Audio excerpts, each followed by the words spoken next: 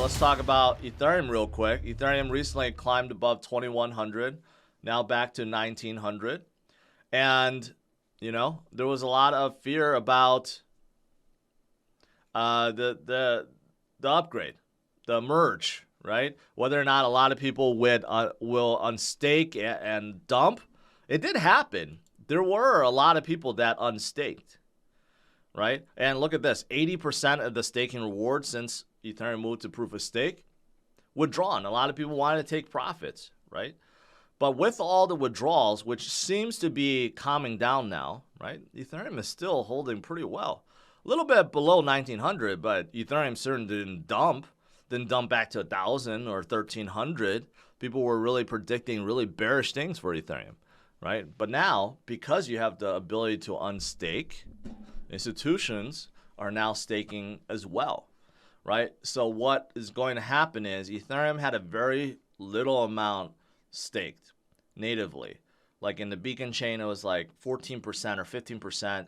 We're going to start seeing that climb to the 60s and 70s, like all other major chains out there. And that is going to make Ethereum very, very deflationary. Okay, right now, finally, this site upgraded.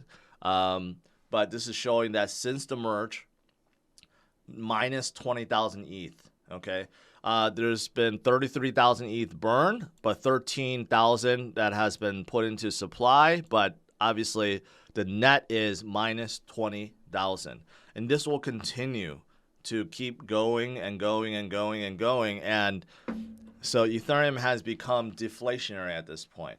Okay, even more so than Bitcoin. That's how deflationary Ethereum is. So I think as more burning happens, more people stake, and as DeFi continues to grow stronger, watch out. Watch out. Ethereum is going to go much higher. But outside of Ethereum, Cardano, a lot of people are still Cardano fans, right? There's over 1,200 projects building right now. Last time I checked, it was like maybe like 150-ish projects that exist, but you got over 1,000 that's thinking about or is building right now, right? And 65 million transactions processed. So even though Cardano is not the highest growth coin out there, but there's a lot of stuff happening. And their new, or DGED, the new algorithmic stablecoin by Cody, right? It's pretty successful. Over 4 million coins circulating already. Tonight, let's talk about Coinbase. They are suing the SEC. They're taking a lawsuit to fight to the SEC rather than sit idle. All right, let's go jump right into this. You know, this comes a day after Chamath actually declared crypto is dead in America. Okay, that's what he said in his All-In podcast. Basically, it's like due to regulatory concerns, mostly from Gary Gensler. I mean, like literally, if you're a crypto project or a company in the U.S., you pretty much are dead because without clarity, without proper guidance, it's virtually impossible to be building anything related to crypto in the U.S. That's why maybe Coinbase decided to do this. Coinbase, after getting a lot of notices from the SEC saying we may sue you over securities, we may do this, we may do that, Coinbase is like, we had enough, okay? We're going to sue you. And this is actually over an answer Coinbase was looking for back in 2022. It's been almost a full year.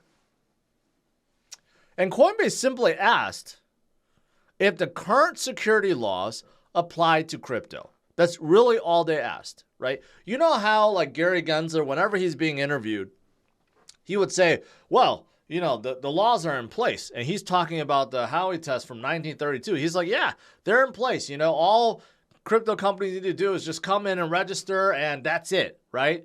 But in reality, you can't come in and register. There's no defined rules. That's why exchanges are getting hit left and right with lawsuits due to various tokens all of a sudden being declared securities. And new projects are trying to seek clarity too from the SEC and getting none. Okay, so all Coinbase asked back in July 22 is whether or not the SEC is going to judge crypto projects the same way it judges all securities. That's it. And since then, almost a year, Coinbase did not get an official answer. They already assume it's no. But they're like, screw that. Okay? We're going to sue them and force them to actually declare whether or not they will apply the same security rules to crypto, which is what Gary's been hinting at all along, but won't say yes or no. Centralized entities that can be shut down, can be regulated by Gary, right? That's why so many people are turning to DEXs and DeFi. And it's important, right? You think that a lot of people know how to use DeFi and DEXs. Think again. I bet 90% of the people watching right now don't even know how to use a self-custody wallet, let alone connect up to a DEX and start trading, right? But this is why it's important. If you don't want to be, using exchange that somehow suddenly shuts down or gets blocked or something like that, or your account gets frozen, you want to store your own crypto. So it's very, very important. But this is why also DEXs and DeFi is growing so much, because people recognize this, right? So Uniswap's volume is exploding. You have all these other ones, PancakeSwap that's exploding. You have GMX, which is a big derivatives exchange, derivative DeFi exchange. It's also exploding, and they partnered up with Chainlink recently. But there's a lot of DEXs, and I've talked to a few DEX companies or projects recently, and there's some really good ones. I talked to one today that has a lot of promise. Again, a lot of these projects are coming out of Cosmos for some reason, but I guess it's very easy to create your chain. But there are some fantastic DeFi projects coming up, and the future of DeFi looks very bright indeed. Is this, and I had people message me about it like, oh my God, right? Gary Gensler wins. Gary Gensler, SEC, keeps throwing, red flags at this deal. And now Binance is like, forget it. So Binance was set to acquire Voyager for $1 billion and give back whatever assets people had, right? But because, and even a judge, the bankruptcy judge said it's okayed, but the SEC keeps throwing the red flag saying, no, this is wrong, this is wrong, this is wrong, this is wrong, this is security, this is wrong, this is security, right? Binance is like, I had enough. And it's not just the SEC, also Department of Justice, CFTC, basically all the regulators in the U.S., they don't know what the hell's going on. They're just throwing red flags all over the place because there's no consistency. Everyone views crypto a different way. So, can you blame Binance.us for pulling out? I think some people are bad-mouthing Binance. Seriously, they've been trying to acquire Voyager for how many months? 6+ months?